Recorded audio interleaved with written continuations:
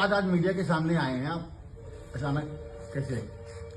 देखिए, मैं देख रहा हूँ 2 दिन से मेरे विरुद्ध एक एआई द्वारा निर्मित ऑडियो जिसमें हमारी बेटी ये क्या नाम उसका अंकिता भंडारी को लेकर मेरा ऑडियो प्रस्तुत किया जा रहा है। मेरे भारतीय जनता पार्टी के लोगों को बदनाम करने की साजिश की जा रही है, षड्यंत्र किया जा रहा है। उसमें देश और प्रदेश के नेताओं का नाम लिया जा रहा है। तो ये गैर कानूनी तरीके से एआई निर्मित करके उसको मेरे को बदनाम करने के लिए, मेरी छवि को खराब करने के लिए, मेरी भारतीय जनता पार्टी की छवि को खराब करने के लिए जो षड्यंत्र किया जा रहा है उसकी फॉरेंसिक जांच होनी चाहिए और उनके मोबाइल को अपने कब्जे में लेकर मेरी मांग ये है कि इस तरह के कृत्य ये पिछले 1.5-2 सालों से मेरे विरुद्ध करती रही है, मेरी सामाजिक राजनीतिक छवि को खराब करती रही है, कहीं बैठकर कहीं अनर्गल प्रचार प्रसार करती रहती है। उसके विरुद्ध कानूनी कार्रवाई के रूप में ये सनसनी फैलाने का, अराजकता फैलाने का और मेरे विरुद्ध प्रचार प्रसार करने का ये मुकदमा दर्ज किया जाना चाहिए, ऐसी मैं मांग करता हूं। और उसके मोबाइल की फॉरेंसिक जांच की जानी चाहिए जिसमें दूध का दूध और पानी का पानी होना चाहिए। जो ऑडियो है पूरी तरह एआई है, आपको कहना है? निश्चित रूप से एआई से के द्वारा निर्मित है और मेरा कोई बयान इस तरह का, कोई इस तरह की बातें नहीं हुई है। भारतीय जनता पार्टी मेरी मां है। 1980 6 अप्रैल 1980 से मैं भारतीय जनता पार्टी का कार्यकर्ता के रूप में काम करता रहा हूं। इससे पहले मैं स्वयं सेवक के रूप में काम करता रहा हूं।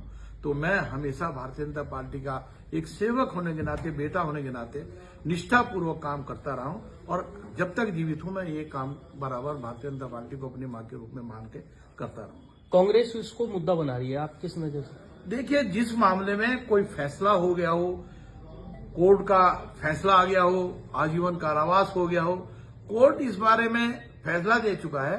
कोई दल अगर अपने राजनीतिक लाभ देने की दृष्टि से इस तरह की फर्जी ऑडियो बनवाकर, एआई के द्वारा ऑडियो बनवाकर इस तरह का काम करती है तो हम उसकी निंदा करते हैं। ये इस तरह के कृत्य किसी भी दल में, किसी भी पार्टी को करने नहीं चाहिए। मैं उसकी निंदा करता हूं। कैसे उन्होंने साठगांठ करके उर्मिला के द्वारा, क्या कभी कोई सुना अगर वो मेरी पत्नी होती है, मेरी कोई उससे रिलेशन होते हैं या कोई संबंध होता आज की तारीख में, तो वो मेरे विरुद्ध, कोई अपने पति के विरुद्ध इस तरह की जांच पड़ताल करती है, उल्टी सीधे बयानबाजी करती है।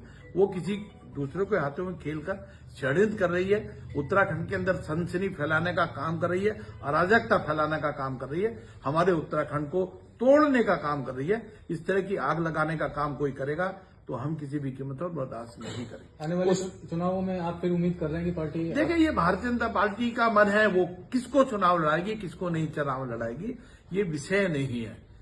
भारतीय जनता पार्टी अगर मुझे कहेगी मैदान में चुनाव लड़ो तो लड़ेंगे और भारतीय जनता पार्टी कहेगी कि लड़ाओ तो लड़ाएंगे।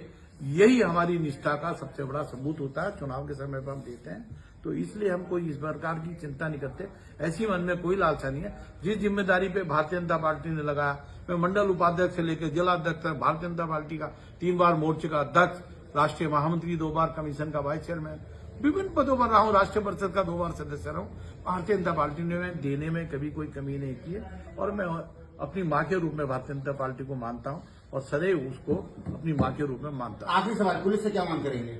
पुलिस से मैं निश्चित रूप से मांग करूंगा कि उनके मोबाइल को कब्जे में लेकर उसकी फॉरेंसिक जांच की जाए और अराजकता और सनसनी फैलाने के आरोप में उसको देशद्रोह के धारा के अंदर उसका मुकदमा दर्ज किया जाए।